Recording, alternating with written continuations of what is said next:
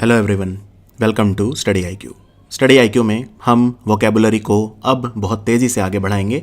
Vocabulary में जो भी आपके अभी तक मैंने वीडियोस कराए, आई होप आपने वो अच्छे से देख लिए होंगे। और हम अब करते हैं वोकेबुलरी का सेट नंबर 16। तो आज जो हम शब्द सीखेंगे वो हैं ये: tormentor, disparage, proliferation, susceptible, unruly, refute, indolent, pivot, perseverance और प्रोपिशियस। ये हैं हमारे 10 वर्ड। ये हमारा क्विज है जो हम बाद में करेंगे। तो आइए सबसे पहले शब्द पे आते हैं, टॉर्मेंटर। देखो, टॉर्मेंटर वो होता है जो अत्याचारी होता है, जो किसी भी तरह का शारीरिक मानसिक अत्याचार किसी के ऊपर करे तो अत्याचार करने वाले को टॉर्मेंटर कहते हैं। A person who inflict several mental या physical suffering on someone. Suffering मतलब टॉर्चर, सफरिंग मतलब किसी को पीड़ा देना, किसी को पीड़ा देना, किसी के साथ बुरा करना, उसको बोलते हैं सफरिंग। तो इसका सिनोनिम हो गया ओप्रेसर। ओप्रेसर मतलब क्या होता है? ओप्रेसर मतलब होता है जो किसी दूसरे को दबा के रखे, उसको ओप्रेस करके यानी कि सप्रेस करके रखे। ऑपरेशन को बोलते हैं दमन, तो किसी का दमन करना, किसी को एक्सप्लॉइट करना। हैरेसर, हैरेसमेंट होता है उत्पीड़न, शारीरिक उत्पीड़न, मानसिक उत्पीड़न, आर्थिक उत्पीड़न, सामाजिक उत्पीड़न, कई तरह का उत्पीड़न होता है।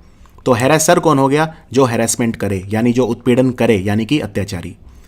परसिक्यूटर, परसिक्यूटर मतलब भी वही होता है। परसिक्यूटर को प्रोसिक्यूटर से कंफ्यूज मत करना। प्रोसिक्यूटर वकील होता है जो जिस व्यक्ति पे इल्ज़ाम लगता है उसे एक्यूज बोलते हैं। जिस व्यक्ति पे कोई क्राइम करने का इल्ज़ाम लगे उसे एक्यूज या डिफेंडेंट बोलते हैं। ठीक है, डिफेंडेंट। तो उसको, उसके खिलाफ जो वकील खड़ा होता है, यानी उस व्यक्ति को सजा दिलाने के लिए जो वकील होता है, उसको प्रोसिक्यूटर कहा जाता है।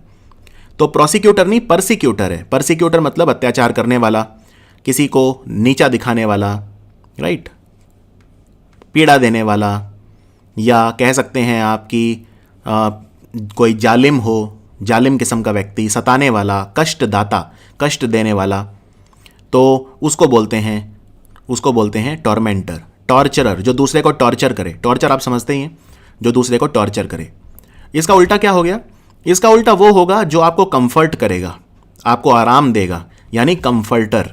आपका रक्षक, जो आपकी रक्षा करेगा, यानी कि आपका सेवियर या आपका डिफेंडर, जो आपको बचाएगा। तो कंफर्टर, सेवियर या डिफेंडर। आपको तारने वाला यानी आपका तारक, बचाने वाला, आपका रक्षक, उद्धारक, जो आपका उद्धार करे, वो होगा इसके उल्टे। तो क्लियर है टॉर्मेंटर। इसमें सबसे अच्छा वर्ड जो है वो है एक तो ओप्रेसर और एक है परसिक्यूटर। एग्जाम्पल देखते हैं। In the prison he was staggering with swollen feet because the tormentor had beaten him black and blue. Prison में वो अपने सूजे हुए पैरों के साथ लड़खड़ा रहा था क्योंकि जो टॉर्मेंटर था, जो अत्याचारी था, शायद जेलर रहा होगा, उसने उसको बुरी तरह से पीटा। अगर हम किसी को बीट करते हैं, मारते हैं, ब्लैक एंड ब्लू, यानी कि हम उसको बुरी तरह से पीट रहे हैं। As the result date neared, haunting thoughts of her failing the exam began to torment her mind. अब यहां पे आप देख सकते हैं टॉर्मेंट जो शब्द है उसका इस्तेमाल एक वर्ब की तरह किया हुआ है, टू टॉर्मेंट हर माइंड। कहने का मतलब जैसे जैसे परीक्षा के रिजल्ट की तिथि नज़दीक आने लगी तो haunting thoughts of her failing. Haunting मतलब डराने वाली, हॉन्ट करने वाली, जो चीज़ हमें बार बार डराती है, तो उसके दिमाग में डराने वाले विचार आने लगे कि जैसे वो फेल हो जाएगी। Haunting thoughts of her failing the exam began to torment her mind. और ये जो विचार हैं, इन्होंने उसके दिमाग को टॉर्मेंट करना शुरू कर दिया, यानी उसके माइंड को टॉर्चर करना शुरू कर दिया। उसके माइंड जो है उसे बहुत ज़्यादा प्रभावित करना शुरू कर दिया। तो आप देख सकते हैं कि टॉर्मेंट का इस्तेमाल किस तरह से किया गया है। टॉर्मेंट, आपको अगर कोई चीज़ टॉर्मेंट करती है मतलब वो आपके ऊपर एक तरह से अत्याचार कर रही है, आपके ऊपर बहुत ज़्यादा हावी हो गई है, आपको बहुत ज़्यादा परेशान कर रही है, आपको एक तरह से टॉर्चर कर रही है। अब हम आते हैं दूसरे शब्द पे। ये बहुत ही ज़्यादा इंपॉर्टेंट है और इसके सिनोनिम भी बहुत सारे हैं। इसको बोलते हैं डिस्पैराज। अब डिस्पैराज का मतलब होता है किसी को अपमानित करना, लेकिन डिस्पैराज और इंसल्ट में फ़र्क होता है थोड़ा सा। इंसल्ट भी मतलब होता है किसी की बेइज्जती करना, इंसल्ट करना, लेकिन डिस्पैराज थोड़ा अलग सेंस में यूज़ होता है। जैसे मान लो कोई आपको अगर बोले कि मैंने ये चीज़ हासिल करी, तो आप उसको बोलो कि आजकल तो ये कोई भी हासिल कर लेता है, इसमें कोई बड़ी बात नहीं है। यानी एक तरह से आप उसकी जो बड़ा उसका कीर्तिमान है, जो उसने हासिल करा है, जो उसने अचीव करा है, आप उसको नीचा दिखा रहे हो, आप उसको छोटा दिखा रहे हो। तो डिस्पैराज का मतलब होता है किसी की उपलब्धियों को बहुत ही तुच्छ समझना, ठीक है, किसी की उपलब्धियों को सार्वजनिक तौर पर बहुत ही तुच्छ समझना, किसी का पद घटाना। पद घटाना, कोई बहुत ऊंचे पद पे है लेकिन आप उसकी इंसल्ट कर रहे हो, उसे वो सम्मान नहीं दे रहे जो वो डिजर्व करता है, ठीक है ना, तो उसको बोलते हैं डिस्पैराज। यानी किसी को अपमानित करना, किसी को क्रिटिसाइज करना, किसी के लिए सम्मान का भाव ना रखना, किसी को इस तरह से क्रिटिसाइज करना कि देखो मैं तुम्हें दिखा रहा हूं कि तुम क्या हो, यानी उसको छोटा करना। बे लिटल करना यानी किसी को छोटा करना, किसी को नीचा दिखाना, बे लिटल करना। डेनिग्रेट करना, डेरोगेट करना, बात एक ही है। डेनिग्रेट करना भी होता है किसी को नीचा दिखाना, किसी को हल्का कर मतलब दिखाना कि तुम तो हल्के हो, किसी की उपेक्षा करना, अवज्ञा करना, राइट, उसकी प्रतिष्ठा से खेलना। डेरोगेट करना, डेरोगेटरी रिमार्क, डेरोगेटरी रिमार्क मतलब बहुत ही भद्दे और अपमानजनक रिमार्क्स। डिप्रिकेट करना, डाउनग्रेड करना, जैसे मूडीज ने भारत की रेटिंग को डाउनग्रेड कर दिया, यानी क्या कर दिया, पहले से कम कर दिया, नीचे कर दिया। ट्रिवियलाइज करना, ट्रिवियलाइज मतलब किसी बहुत बड़ी चीज को एकदम ऐसे दिखाना जैसे अमहत्वपूर्ण हो। अब जैसे उस व्यक्ति ने कहा मैंने तो ये चीज हासिल करी, लेकिन आप उसको ट्रिवियलाइज कर रहे हो, हाँ ये तो इनसिग्निफिकेंट है, उतनी इंपॉर्टेंट नहीं है, ये तो कुछ भी है, छोटी सी बात है, ऐसे। डिसडेन, डिसडेन एक तरह से दूसरे के प्रति नफरत का भाव। दूसरे को रिडिक्यूल करना, मजाक उड़ाना।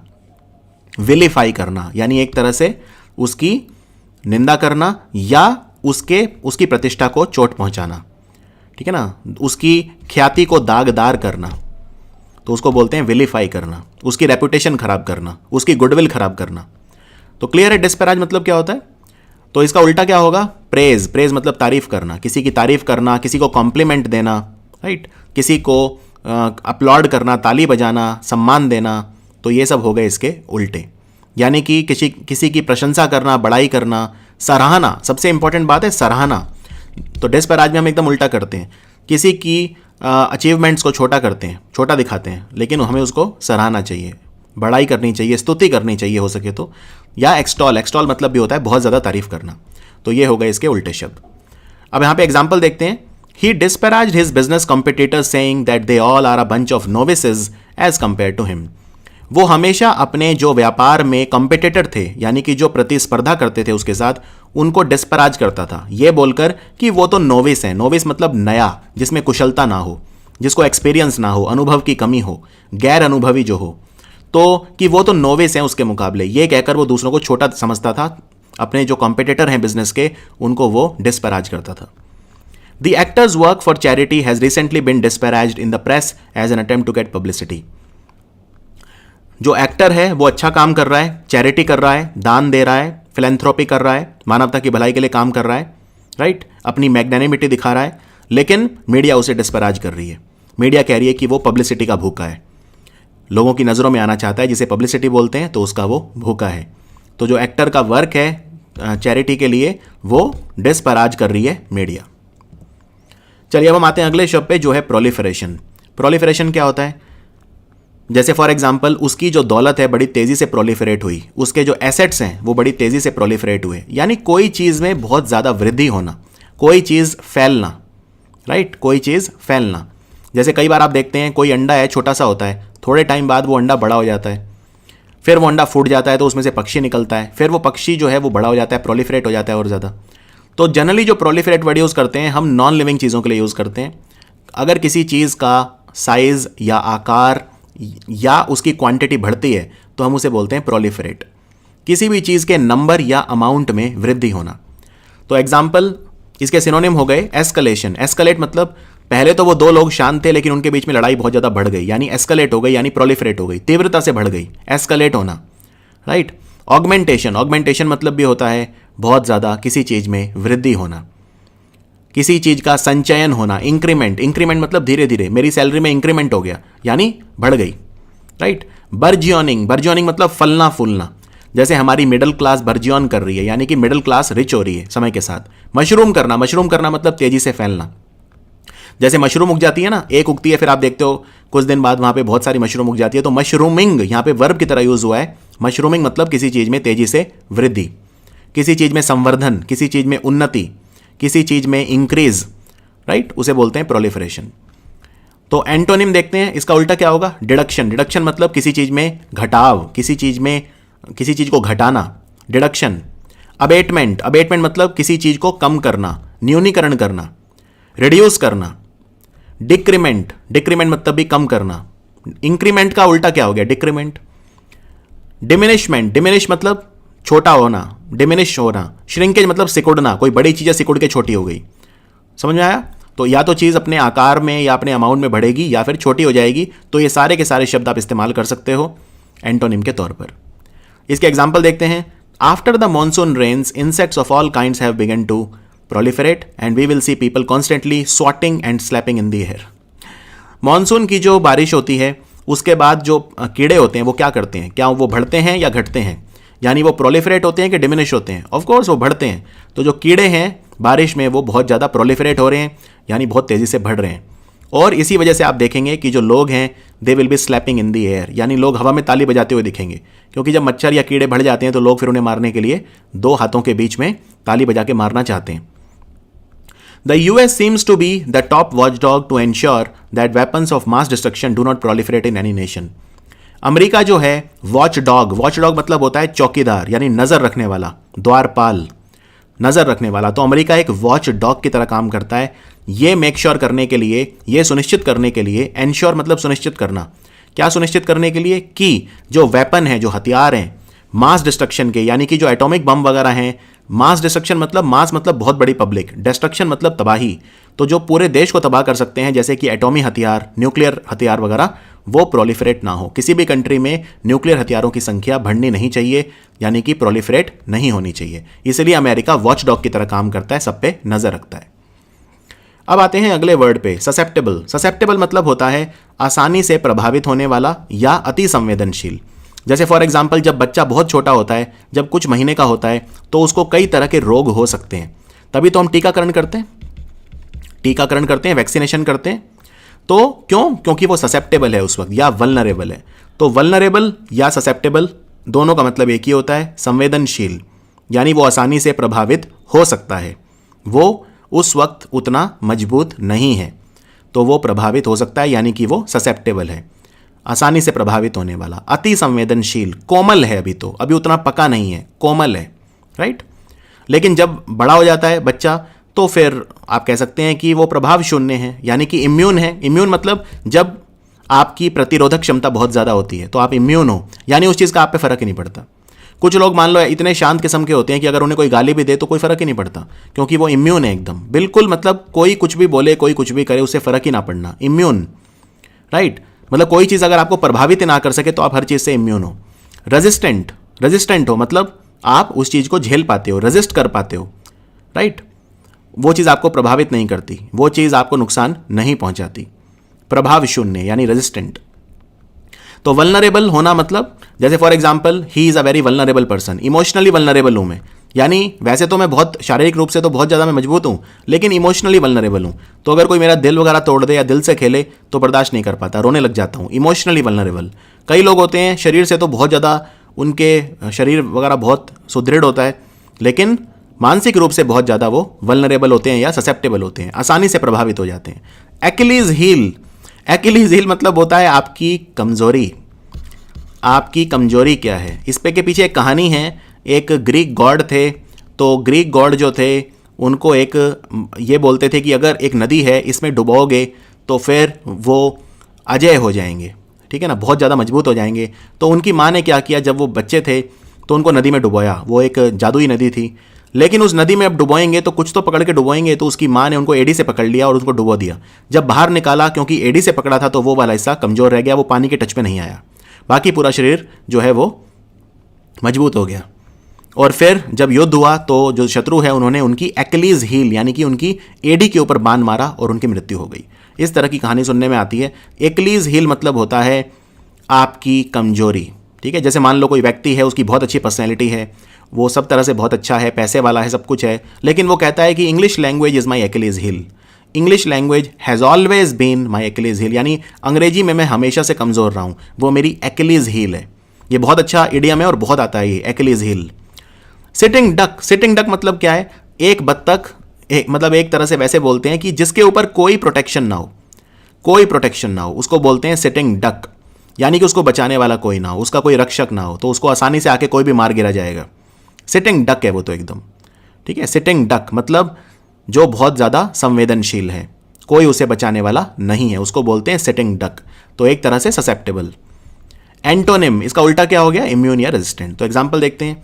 People who live alone during holidays are more susceptible to depression. वो लोग जो अपनी छुट्टियों में, हॉलीडेज में अकेले रहते हैं, उन्हें डिप्रेशन ज़्यादा होता है। डिप्रेशन मतलब अवसाद, एक ऐसी मनोदशा जब कुछ अच्छा नहीं लगता, कोई चीज़ आपको खुशी नहीं दे पाती, जब आप पूरे दिन नेगेटिव बैठ के सोचते हो, उसे बोलते हैं डिप्रेशन। जो चीज़ आपको भय देती है, डराती है। तो जब लोग अकेले रहते हैं छुट्टियों में तो ज़्यादा ससेप्टेबल होते हैं डिप्रेशन के लिए। इसलिए कहते हैं डिप्रेशन के व्यक्ति को थोड़ा अपने आप को दोस्तों के बीच रखना चाहिए, बिल्कुल अकेले नहीं रहना चाहिए। अकेले रहोगे तो दिमाग ज़्यादा खाली रहता है, ज़्यादा खाली रहता है तो ज़्यादा नेगेटिव विचार आते हैं। Older people are more susceptible to the extreme heat और cold because of their impaired thermoregulation. जो बूढ़े लोग होते हैं, यानी कि जब लोग बूढ़े हो जाते हैं तो वो ज़्यादा ससेप्टेबल हो जाते हैं हीट या कोल्ड के, यानी बहुत ज़्यादा गर्मी हो या बहुत ज़्यादा सर्दी हो जाए तो सबसे पहले बीमार बूढ़े लोग पड़ते हैं। वो ज़्यादा ससेप्टेबल होते हैं क्योंकि वो आसानी से प्रभावित होते हैं टेम्परेचर जब चेंज होता है उसमें। अभी आजकल ये भी कह रहे हैं, बहुत बार आपने न्यूज़पेपर में देखा होगा, कोविड-19 कोरोना वायरस जो है उससे सबसे ज़्यादा वल्नरेबल कौन है? सबसे ज़्यादा ससेप्टेबल हैं ओल्ड पीपल। ओल्ड पीपल या वो जिनको पहले से कोई बीमारी है जिसकी वजह से उनकी इम्यूनिटी कम हो चुकी है। इम्यूनिटी मतलब रोग प्रतिरोधक क्षमता, राइट? तो वो ज़्यादा ससेप्टेबल हैं, ज़्यादा वल्नरेबल हैं। नेक्स्ट है अनरूली। अनरूली मतलब होता है कोई ऐसी चीज़ जो आपके नियंत्रण में ना हो, ठीक है? उपद्रवी, उपद्रवी मतलब जिसको कंट्रोल करना मुश्किल हो। हठी, हठ, जिसने हठ पकड़ के जो बैठ गया हो। उद्दंड, आज्ञा ना मानने वाला, आज्ञा ना मानने वाला। जो अविनीत हो, अविनीत मतलब जो कंट्रोल में ना हो, अनियंत्रित हो, हुड़दंग मचाने वाला, उपद्रवी, तो उसको बोलते हैं अनरूली। क्या चीज़ ऐसी है जो आपके नियंत्रण में नहीं है? कई बार कहते हैं हमारा जो मन है वो हमारे कंट्रोल में नहीं है, अनरूली माइंड बोलते हैं इसलिए, अनरूली माइंड। तो इसका सिनोनिम हो गया अनगवर्नेबल। गवर्न मतलब शासन, जिसको शासित ना किया जा सके, जिसको डिसिप्लिन ना किया जा सके, जिसको अपनी बात मनवाया ना जा सके, जो आपकी बात माने ही ना। रिकैल्सिट्रेंट, विद्रोही, एक तरह का विद्रोही, उपद्रवी, राइट? जो रिबेल करे, जो आंदोलन करे। वेवर्ड, वेवर्ड, वेवर्ड मतलब जो अगेन नियंत्रण में ना हो, उसको बोलते हैं वेवर्ड। तो अनरूली जो चीज़ होती है वो किसी के अधीन नहीं की जा सकती, वो अनगवर्नेबल होती है। जब आप किसी को गवर्न करते हो मतलब आप शासन कर पाते हो उस पर, उसको कंट्रोल कर पाते हो, तो अनरूली बोलते हैं। एंटोनिम क्या हो गया? एक्विसेंट। एक्विसेंट मतलब जो आसानी से कंट्रोल में आ जाए, जो आसानी से कंट्रोल में आ जाए, यानी जिस पे आप लगाम लगा सको। जो डिसिप्लिन हो, अनुशासित हो। ओबीडियंट मतलब अगेन अनुशासित, लॉ अबाइडिंग, कानून का पालन करने वाला, लॉ अबाइडिंग। या कंप्लायंट, कंप्लायंट मतलब जो सरल हो, जिसको कंट्रोल करना सरल हो, जो आसानी से बात को मान ले, कंप्लायंट है। कंप्लायंट मतलब वो आज्ञाकारी है, जैसे उसे कहा जा रहा है वैसे वो कर रहा है, यानी एक्वेस कर रहा है, यानी एक्वेसेंट है। तो ये हो गए इसके उल्टे शब्द, एक्वेसेंट, डिसिप्लिन्ड, ओबीडियंट, लॉ अबाइडिंग या कंप्लायंट। तो एग्जाम्पल देखते हैं। Angered and unruly fans block the stadium exit when their team lost the final match. जब उनकी टीम, फेवरेट टीम मैच हार गई तो जो फैंस थे वो कैसे बन गए? गुस्से में, एंगर्ड और अनरूली यानी कंट्रोल के बाहर। तो उन्होंने क्या किया? स्टेडियम का जो एग्जिट है उसे ब्लॉक कर दिया, स्टेडियम का जो एग्जिट है उसे ब्लॉक कर दिया। The unruly mob pelted stones and attempted to stop the doctor's burial who died of coronavirus. Therefore, the police had to resort to लाठी चार्ज। मॉब होता है भीड़, गुस्साई भीड़ को मॉब कहते हैं। अनरूली मॉब मतलब वो अनियंत्रित हो, जो भीड़ अनियंत्रित हो। तो अनियंत्रित जो भीड़ है उसने पत्थर फेंकने शुरू करे और जो डॉक्टर है जिसकी डेथ हो चुकी थी उसका बरियल, बरियल मतलब उसको दफनाना, उसको रोकने की कोशिश की। यह डॉक्टर कोरोना वायरस से मर गया था तो फिर पुलिस को लाठीचार्ज करना पड़ा। Police had to resort to मतलब करना पड़ा, ठीक है? तो टू रिजॉर्ट टू समथिंग मतलब कोई कार्य अगर करना पड़े तो बोलते हैं I had to resort to something. उसके बाद है रेफ्यूट। रेफ्यूट करना मतलब किसी चीज को ना मानना, किसी चीज का खंडन करना। मान लो किसी ने आपको कोई तर्क दिया तो आप उसका तर्क वितर्क यानी उसका दूसरा तर्क देंगे कोई, राइट? किसी की कोई आर्ग्यूमेंट है तो आप उसमें दूसरा उसका खंडन करेंगे, ठीक है? जैसे मान लो मैंने कोई थ्योरी दी, जैसे मैं, चलो अपना तो छोड़ो, मैं किसी दूसरे वैज्ञानिक का नाम बताता हूँ। जैसे फॉर एग्जांपल एक वैज्ञानिक थे लमार्क। अब लमार्क ने थ्योरी दी। लमार्क की थ्योरी क्या थी? उसने ये कहा कि जो जिराफ होता है उसकी गर्दन पहले छोटी होती थी, ठीक है? लेकिन वो गर्दन का इस्तेमाल बहुत ज़्यादा करता था, पेड़ वगैरह ऊंचे होते थे तो वो गर्दन को खींचता था बार बार फल खाने के लिए, तो गर्दन समय के साथ बड़ी होती गई। ये लमार्क की थ्योरी, इसे लमार्किज्म बोलते हैं। लेकिन फिर डार्विन आया। डार्विन ने क्या किया? क्या उसकी थ्योरी को कंफर्म किया, यानी क्या उसको माना, एक्सेप्ट किया, क्या उसको एक्नॉलेज किया, या उसको कंसीड किया? कंसीड मतलब मान लेना, कंसीड मतलब मान लेना। क्या ये सब किया? नहीं। उसने उल्टा उसको डिसअप्रूव किया कि नहीं, मैं इस बात को नहीं मानता, मैं इसका खंडन करता हूं, मैं इसको असत्य ठहरा रहा हूं। मैं अपना तर्क देकर, यानी तर्क से किसी चीज को असत्य ठहराना, उसको बोलते हैं रेफ्यूट करना। रेफ्यूट का मतलब सिर्फ यही नहीं है किसी चीज को मना कर देना, राइट, लेकिन उसका प्रूफ भी देना, उसकी अपनी आर्ग्यूमेंट देना, अपना पक्ष रखना, और अपना पक्ष इस तरह से रखना कि जो पहले आपसे बात कही गई है आपने उसको नलिफाई कर दिया, आपने उसको रेफ्यूट तभी किया, यानी किसी थ्योरी को रॉन्ग साबित कर देना। तो डार्विन जब आए तो उन्होंने क्या कहा? उन्होंने कहा ऐसा कुछ नहीं है कि जिराफ की गर्दन छोटी होती थी और बाद में बड़ी होती गई। डार्विन ने यह कहा कि दोनों तरह के जिराफ होते थे, एक छोटी गर्दन वाले और एक बड़ी गर्दन वाले। समय के साथ क्या हुआ? Survival of the fittest. Survival of the fittest मतलब जो सबसे ज़्यादा प्रकृति को सह सकता है वही आगे बचेगा। तो छोटी गर्दन वाले खत्म हो गए क्योंकि बड़ी गर्दन वाले जो थे वो ज़्यादा फिट थे, ज़्यादा सर्वाइवल उनका वो कर पाए, बच पाए। ये डार्विन की थ्योरी थी। तो उन्होंने इसके प्रूफ दिए, सबूत दिए, और लमार्क की थ्योरी को रेफ्यूट किया, उसका तर्क देकर खंडन किया, उसको असत्य ठहराया। तो किसी चीज को डिसअप्रूव कर देना, डिसअप्रूव मतलब मैं उसको अप्रूवल नहीं देता, मैं उसको अपनी इजाजत नहीं देता, मैं उसको डिसअप्रूव कर रहा हूं, मैं कन्फ्यूट कर रहा हूं, या उसको इनवैलिडेट कर रहा हूं, यानी उसकी वैधता खत्म कर रहा हूं, यानी कि मैं उसे अवैध ठहरा रहा हूं, एक तरह से डिनाई कर रहा हूं, मना कर रहा हूं, या रिजेक्ट कर रहा हूं। रिजेक्ट करना मतलब मैं उसको एक्सेप्ट नहीं कर रहा, रिजेक्ट कर रहा हूं। तो रिफ्यूट करना मतलब किसी चीज को तर्क देकर असत्य ठहराना या किसी चीज का खंडन करना। एग्जाम्पल देखते हैं। As I had been an unruly teenager myself, I was able to refute all of my son's arguments for staying out late. तो यहां पे कोई पिता है, वो ये कह रहा है कि मैं जब टीनेजर था, यानी मैं जब किशोर था या बच्चा था, तब मैं अनरूली होता था खुद, यानी मैं खुद भी बहुत ज़्यादा अनरूली था। मैं अपने माँ बाप के मैं जो उनकी बात है वो नहीं मानता था, उनके नियंत्रण में नहीं रहता था। इसीलिए मैं जानता हूं कि जो टीनेज बच्चा होता है वो कैसे बिहेव करता है। तो क्योंकि मैं खुद इतना उद्दंड बालक था, ठीक है, मैं अनरूली टीनेजर, अनरूली टीनेजर मतलब जो नियंत्रण में ना हो, उद्दंड बालक। तो इसीलिए I was able to refute all of my son's argument for staying out late. इसीलिए जब आज मेरा बेटा मुझे ये बताता है कि मैं जो है इतनी देर रात तक घर क्यों नहीं लौटा, उसकी जो भी आर्ग्यूमेंट है मैं उनको रिफ्यूट कर पाता हूं, यानी मैं उसकी किसी भी बात में नहीं फंसता, क्योंकि मैं खुद उसके जैसा था। तो मैं जानता हूं कि जो आज के किशोर हैं वो कैसे बिहेव करते हैं। तो मैं उसकी किसी भी बात को नहीं मानता, मैं उसका खंडन करता हूं, वो मुझे कंट्रोल नहीं कर पाता। वो कोई भी जवाब दे, कोई भी बहाना बनाए, मैं उसको नहीं सुनता, क्योंकि मैं खुद भी उसके जैसा ही था, मैं अनरूली टीनेजर था खुद भी। There is no real scientific evidence to refute natural selection as a valid theory. कोई भी रियल साइंटिफिक एविडेंस यानी वैज्ञानिक कोई भी सबूत नहीं है हमारे पास कौन सी थ्योरी को नलिफाई करने के लिए? थ्योरी ऑफ नेचुरल सिलेक्शन, यानी जो नेचुरल सिलेक्शन की थ्योरी है, हम उसको किसी भी तरह से रिफ्यूट नहीं कर पा रहे हैं, हम उसको किसी भी तरह से अवैध या उसका खंडन नहीं कर पा रहे हैं, उसको किसी भी तरह से हम असत्य नहीं ठहरा पा रहे हैं, याद रखिए। तो ये कोई वैज्ञानिक कह रहा है। नेक्स्ट है इंडोलेंट। इंडोलेंट मतलब होता है आलसी या निष्क्रिय। कई लोग होते हैं ऐसे पूरे टाइम जैसे टीवी के आगे बैठे रहे, कंप्यूटर के आगे बैठे रहे, जिनको कोई बहुत ज़्यादा वो नहीं है, अपने लेजी है, आलस्य, एकदम किसी चीज़ में बहुत ज़्यादा इंटरेस्ट नहीं आ रहा, कोई बहुत ज़्यादा एफर्ट नहीं लगा रहे, ठीक है ना, एकदम आलसी। अकर्मण्य, अकर्मण्य मतलब किसी काम करने की स्थिति में ना होना, काम करने की रुचि ना होना, अरुचिकर, राइट। तो सिनोनिम क्या हो गया? लेजी, लेजी मतलब आलसी। आइडल, आइडल मतलब जो हिले ही ना, एक ही जगह रहे, आइडल एकदम। वर्कशाई, वर्कशाई मतलब जो काम से चोरी करे, जो काम ना करे। स्लॉथफुल, स्लगिश, स्लगिश मतलब जो चीज मूव ही ना करे, ठहरी रहे, स्थिर। लथार्जिक, लथार्जिक मतलब भी होता है आलस्य। लैंग्विड, लैंग्विड मतलब क्या होता है?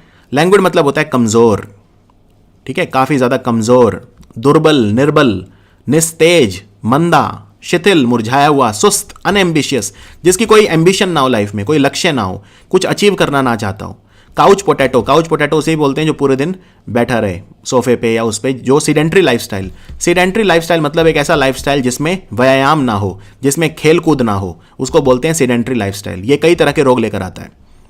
इसका उल्टा हो गया हार्ड वर्किंग, इंडस्ट्रियस, एंथुजियास्टिक या डिलीजेंट। हार्ड वर्किंग मतलब जो बहुत मेहनती हो, डिलीजेंट मतलब भी जो बहुत मेहनती हो, एंथुजियास्टिक मतलब जो उत्साह से भरा हुआ हो, और इंडस्ट्रियस मतलब होता है बहुत ज़्यादा मेहनती या लेबोरियस। आप उसको लेबोरियस भी बोल सकते हो, जो लेबर करे, जो श्रम करे, श्रमिक की तरह हो, राइट, बहुत ज़्यादा जो मेहनत करे। तो ये हो गए इसके उल्टे। तो हमें अकर्मण्य नहीं होना चाहिए, हमें निष्क्रिय आलसी नहीं होना चाहिए, हमें इनडोलेंट इनएक्टिव नहीं होना चाहिए, हमें तो बहुत एक्टिव होना है, इंडस्ट्रियस लेबोरियस होना चाहिए, डिलीजेंट होना चाहिए, हार्ड वर्किंग होना चाहिए, हमें उत्साहपूर्ण होना चाहिए, एंथुजियास्टिक होना चाहिए।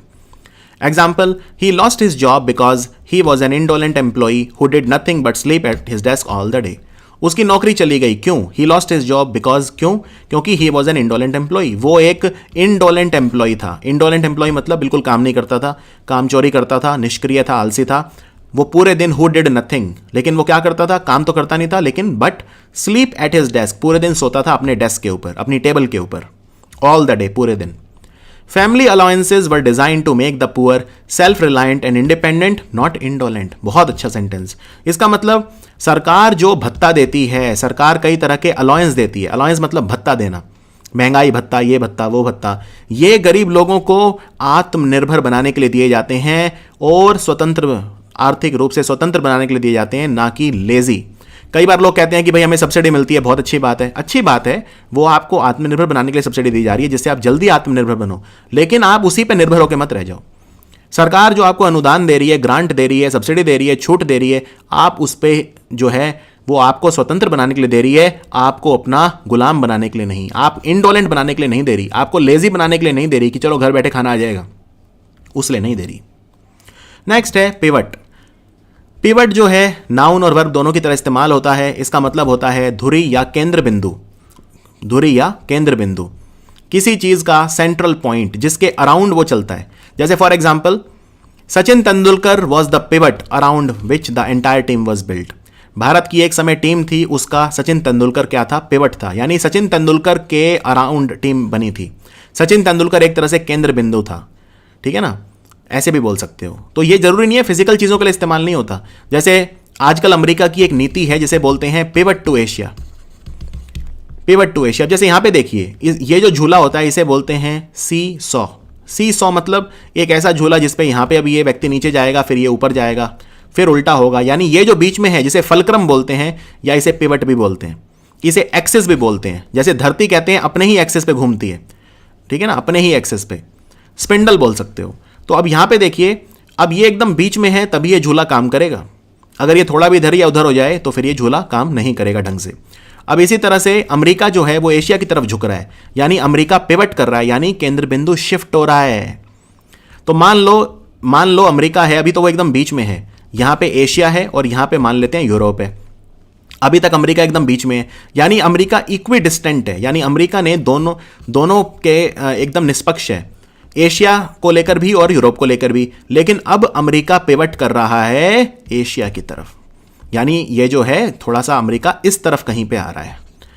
तो अमेरिका का झुकाव अब एशिया की तरफ आ रहा है, यानी केंद्र बिंदु शिफ्ट हो रहा है एशिया की तरफ। समझ में आया पिवट का इस्तेमाल कैसे होता है? जैसे यहां पे देखिए, governor sit at the pivot of the national and the local politics. Bharat में जो राज्यपाल होते हैं, जो गवर्नर होते हैं, वो हमारी राष्ट्रीय और राजकीय राजनीति यानी लोकल राजनीति जो होती है उसके पिवट होते हैं, एक तरह से वो बीच में बैठते हैं। सिट एट द पिवट मतलब सिट एट द सेंटर, एकदम केंद्र में बैठते, एक तरफ राज्य एक तरफ केंद्र, बीच में गवर्नर। एक तरह से गवर्नर राज्य और केंद्र को जोड़ने का काम करते हैं। A seesaw is a perfect example of a long rigid object that is pivoted at a point.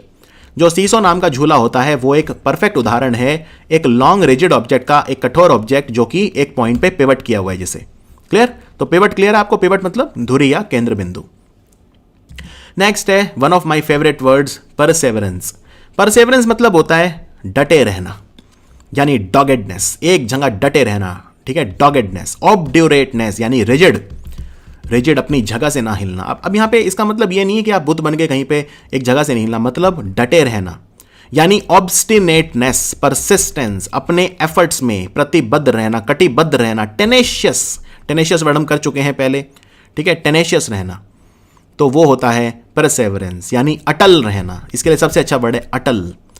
अटल रहना, अटलता आपके अंदर होनी चाहिए, गंभीरता होनी चाहिए, एक जिद होनी चाहिए, एक हट होना चाहिए आपके अंदर, एक धुन होनी चाहिए आपके अंदर, अपनी धुन में सवार, एक तप करने का आपके अंदर निश्चय होना चाहिए, यानी तपस्वी आप होने चाहिए, राइट। आपके अंदर किसी चीज को लेके अरुचि नहीं होनी चाहिए, तो अरुचि इसका उल्टा हो गया। तो परसेवरेंस मतलब होता है किसी चीज को गंभीरता से लेना, धीरज भी रखना, साथ में गंभीरता और पूरी अटलता से लगे रहना। कहते हैं success goes to the most persevering. Success उसे मिलता है जो सबसे ज्यादा परसेवरिंग होता है, जो डटा रहता है, जो हार नहीं मानता, जिसने निश्चय ले लिया तो ले लिया, जो तपस्वी है। लगातार किसी चीज को पाने के लिए एफर्ट करना, ठीक है, डेस्पाइट डिफिकल्टी, यानी कि डिफिकल्टी जो है, बुरा समय है, कई तरह की बाधाएं हैं, अड़चन हैं, उनके बावजूद, उनके डेस्पाइट आप मेहनत करते जाएं, राइट। क्योंकि याद रखिए, सक्सेस को पाने के लिए बाधा हो या अड़चन हो, वो तो जरूर आएगी। ये तो प्रकृति का नियम है, और ये ऐसा नियम है जो अपरिवर्तनशील है। ये इसमें परिवर्तन नहीं होगा, बाधाएं तो आएंगी, ठीक है ना। तो फेलियर या डिले इन अचीविंग सक्सेस, यानी अगर मान लो आपके रास्ते में फेलियर भी आते हैं या विलंब आता है, तो भी लगातार डटे रहना, अटल रहना, वही उसी को बोलते हैं परसेवरेंस। परसेवरेंस का मतलब सिर्फ यही नहीं है कि बहुत ज्यादा समय तक किसी चीज के पीछे रहना, नहीं। उसका मतलब यह है कि अपने निश्चय को ना हटने देना। तब निश्चयवान बनना बड़ा आसान हो जाता है जब सिर्फ सफलता मिल रही होती है, लेकिन जब असफलता मिलती है तभी व्यक्ति का असली चरित्र सामने आता है। जब असफलता मिलती है तभी पता चलता है कि व्यक्ति किस चीज का बना है। तो डॉगेडनेस, डटे रहना, ऑब्ड्यूरेट, हिलना नहीं अपनी जगह से, रिजिड, एकदम बिल्कुल डटे रहना, ऑब्स्टिनेट, परसिस्टेंट रहना, परसेवरेंस एंड परसिस्टेंस एक साथ यूज होता है कई बार, persistence and perseverance. Tenacious, tenaciousness, determination, determination आप जानते हैं, डिटर्मिनेशन क्या होता है, एकदम ठान लेना, कोई चीज तो ठान लेना। ग्रिट होनी चाहिए आपके अंदर, एकदम ठान लेना, ग्रिट। तो इसका उल्टा हो गया अनसर्टेनिटी। अनसर्टेनिटी मतलब अनिश्चितता। इररेजोल्यूट, जो रेजोल्यूट नहीं है मतलब वो वेवरिंग है। वेवरिंग मतलब कभी इधर कभी उधर, वो डटा हुआ नहीं है, वो उसका निश्चय उतना पक्का नहीं है, उसका निश्चय उतना पक्का नहीं है। इनडिसाइसिव है, यानी डिसीजन नहीं ले पा रहा है, वही अनिश्चितता। रिलक्टेंस, रिलक्टेंस मतलब क्या है, एक तरह की विमुख हो रहा है, वो उसके अंदर संकोच आ गया है, संकोच, संशय आ गया है अपने डिसीजन को लेकर, तो वो हिल रहा है थोड़ा सा अपनी जगह से, रिलक्टेंट है वो, ठीक है ना, संशय है उसके दिमाग में। अनविलिंगनेस, अनविलिंगनेस मतलब किसी काम को ना करने की इच्छा, अनविलिंगनेस। विलिंगनेस मतलब उल्टा, विलिंगनेस मतलब काम को करने की इच्छा, ठीक है। तो इसका एग्जांपल हो गया, the old man's perseverance allowed him to complete the marathon. जो मैराथन रेस होती है, कहते हैं उसमें पता चलता है व्यक्ति का चरित्र क्या होता है, क्योंकि मैराथन रेस में पहली बात उससे फर्क नहीं पड़ता कि एक समय कौन आगे है, बस इससे फर्क पड़ता है कि सबसे बाद में कौन आगे है। तो उसमें व्यक्ति पीछे भी होता है रेस में, कई बार व्यक्ति गिरता भी है फिर उठता है। तो मैराथन से लोग ज़्यादा डरते हैं, स्प्रिंट से कम डरते हैं, क्योंकि स्प्रिंट तो 100 मीटर की रेस होती है या 200 मीटर की, उसमें चरित्र पता नहीं चलता, लेकिन मैराथन में पता चलता है व्यक्ति का चरित्र। तो जो बूढ़ा व्यक्ति था, ओल्ड मैन, उसका जो परसेवरेंस था, उसकी जो गंभीरता थी, अटलता थी, उसने ही उसे अलाउ किया कि वो पूरी रेस कंप्लीट कर पाया। Perseverance is falling 19 times and succeeding the 20th। Perseverance उसे कहते हैं 19 बार गिरना और 20वीं बार में सफल होना। तो आई होप आप परसेवरेंस समझ गए होंगे, और आई होप आप जीवन में परसीवियर करेंगे, यानी आप परसेवरेंट बनेंगे। नेक्स्ट है प्रोपिशियस। प्रोपिशियस मतलब होता है सही समय, किसी चीज का सही समय, अनुकूल समय, यानी कोई ऐसा समय जब किसी चीज के होने की संभावना ज्यादा हो। एक आपने सुना होगा, कहते हैं ना कि लोहा गर्म है मार दो हथौड़ा, यानी वो प्रोपिशियस टाइम है, वो सही टाइम है उस काम को करने का, क्योंकि उसमें उसके सक्सेस होने के चांसेस ज्यादा हैं। सिनोनिम क्या है, फेवरेबल। फेवरेबल मतलब उपयुक्त, बिल्कुल फेवर कर रहा है वो चीज उसको, अभी सही समय है, फेवरेबल समय है। ऑस्पिशियस, ऑस्पिशियस मतलब ऐसे होता है, कहते हैं ना एक शुभ समय है ये। मुहूर्त, जैसे मुहूर्त निकलवाते हैं ना कि भाई ऑस्पिशियस दिन बताओ, कोई शुभ दिन बताओ मुझे, उस दिन बच्चे का नाम रखूंगा, मैं अपने बेटे का नाम उस दिन रखूंगा जो ऑस्पिशियस दिन होगा, यानी शुभ दिन होगा। मंगलदायी, मंगलमय, राइट, अनुकूल। प्रोविडेंशियल, प्रोविडेंशियल मतलब भी वही होता है, बहुत ज्यादा अच्छा दिन, बहुत ज्यादा अच्छा समय। प्रोविडेंशियल यानी संकेत, मुझे संकेत मिल रहे हैं कि यह दिन बहुत अच्छा है। ओपरचून टाइम, ये सही समय है, एकदम ओपरचून टाइम है, यानी अपॉर्चुनिटी बहुत अच्छी है, ओपरचून टाइम है, राइट। अभी मान लीजिए कोई कहता है कि भाई कोरोना वायरस की वजह से लॉकडाउन चल रहा है, तो इस वजह से जो है ऑनलाइन कंपनीज के लिए सबसे अपॉर्चुन टाइम है। ऑनलाइन कंपनी जो है अमेजॉन वगैरह, उनके लिए सबसे अपॉर्चुन टाइम है, ये सबसे फेवरेबल टाइम है, इनको फेवर कर रहा है, एडवांटेज मिल गया इन्हें, एडवांटेजियस, अपबीट, अपबीट, राइट। तो इसका उल्टा क्या हो गया? डिसहार्टनिंग। डिसहार्टनिंग मतलब उदासी देने वाला, बिल्कुल इसका उल्टा। जो आपको एडवांटेज देगा, लाभ देगा, लाभप्रद होगा, वो होगा प्रोपिशियस, और इसका उल्टा होगा डिसहार्टनिंग, आपको उदासी देने वाला, डाउनबीट, डाउनबीट या डिसमल, या डिसमल। तो इन तीनों का मतलब होता है बिल्कुल इसका उल्टा, यानी ये सही समय नहीं है, ये दुख देने वाला है, डाउनबीट हूं मैं, यानी मैं गैर आशावादी हूं या निराशावादी समय। डिसमल, बहुत ही डिसमल परफॉर्मेंस था, पुअर परफॉर्मेंस था, बहुत ही खराब, राइट। तो एग्जाम्पल देखते हैं। Because her boss was having a great week, she thought it was a propitious time to inquire about the increment in the salary. कितना अच्छा सेंटेंस है। उसके बॉस का बहुत अच्छा समय चल रहा था, बहुत अच्छा सप्ताह भी था, तो उसने सोचा ये सबसे अच्छा समय है अपनी सैलरी में इंक्रीज मांगने का। जब आपका बॉस खुश है, जब आपके बॉस को मुनाफा हुआ है, लाभ हुआ है, तभी तो वो आपको इंक्रीमेंट देगा, तो ऐसे में मांग लेना चाहिए।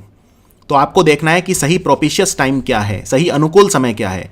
तो उसके बॉस को जब एक सप्ताह तक लगातार बहुत अच्छा उसका बीता, ग्रेट वीक मतलब बहुत अच्छा बीता एक सप्ताह, तो उसने सोचा यही समय टाइम, यही जो है उपयुक्त समय है, यही सही टाइम है कि मैं अपनी सैलरी में इंक्रीज मांग लेती हूं।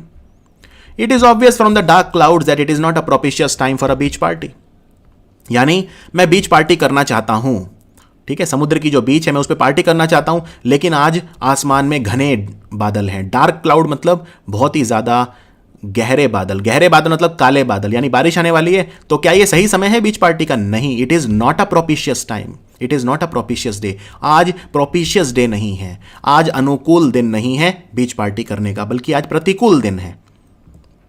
चलिए अब हम करेंगे कहानी। यहां पे हम सारे शब्द खत्म करते हैं, अब हम कहानी देखते हैं।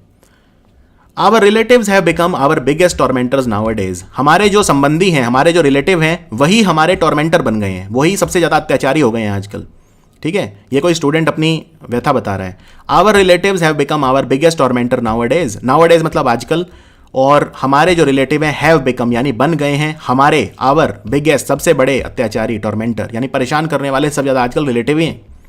The disparagement of us by them is proliferating day by day. हमारा जो डिस्पराज करना यानी हमें कहते हैं ना गैर उत्साहित करना, हमें डीमोटिवेट करना, है ना, हमें नीचा दिखाना। तो डिस्पराजमेंट हमारा कौन करता है? ऑफ अस मतलब हमारा, कौन? बाय देम उनके द्वारा किया जाता है, और ये दिन प्रतिदिन यानी डे बाय डे प्रोलिफरेट यानी बढ़ रहा है।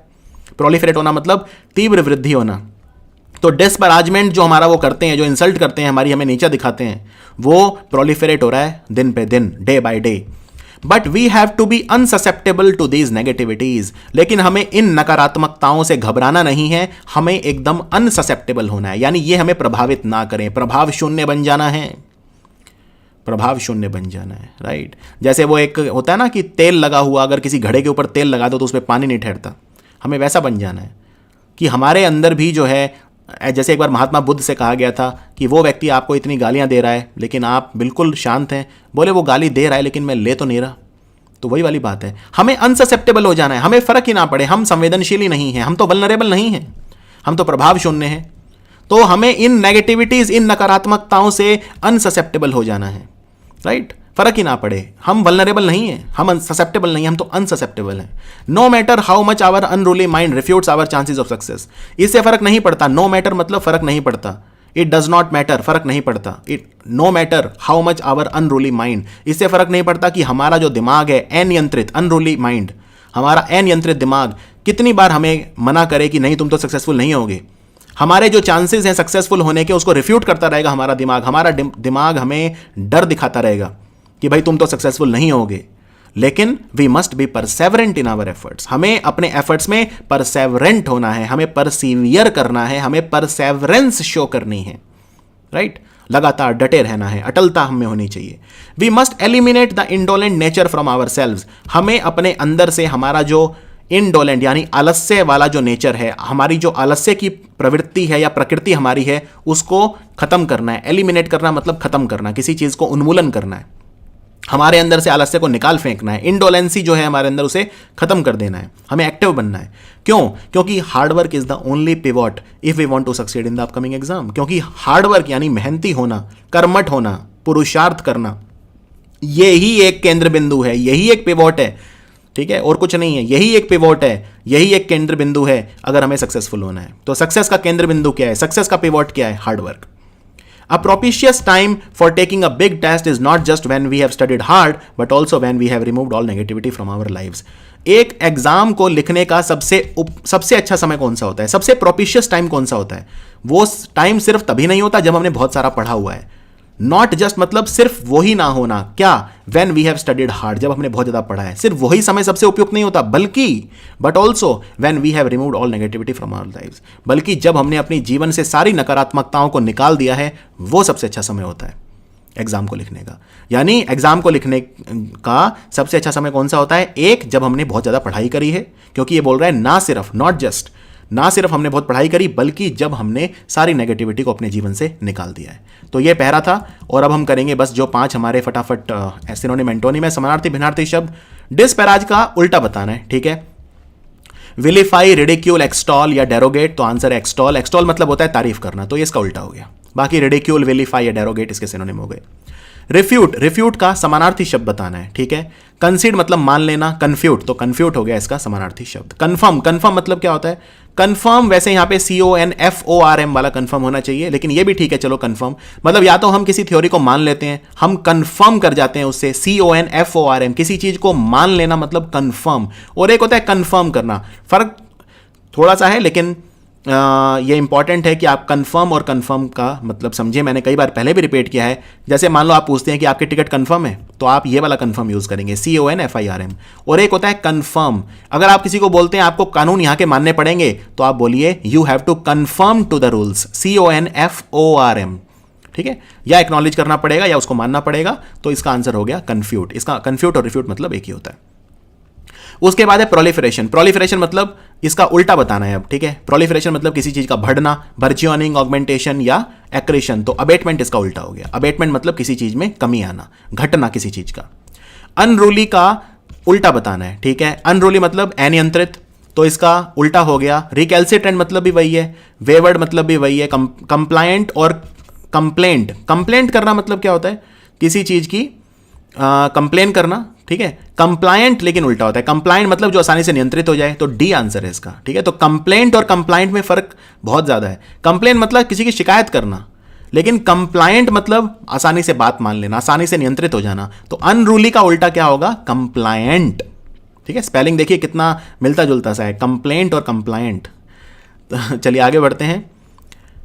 इंडोलेंट, इंडोलेंट का समानार्थी शब्द बताना है। इंडोलेंट मतलब जो इनएक्टिव हो, आलस्य जिसके अंदर हो, तो उसका समानार्थी क्या हो गया? स्लगिश। स्लगिश मतलब ठहरा हुआ, ठहरा हुआ, जो हिले ना अपनी जगह से। स्लगिश जैसे कहते हैं ना, वाटर का जो फ्लो है वो स्लगिश है। नदी में जहां पे मिट्टी बहुत ज्यादा होती है, पानी बहुत तेजी से नहीं बहता, वहां पे नदी कैसी हो जाती है? स्लगिश हो जाती है, स्लगिश।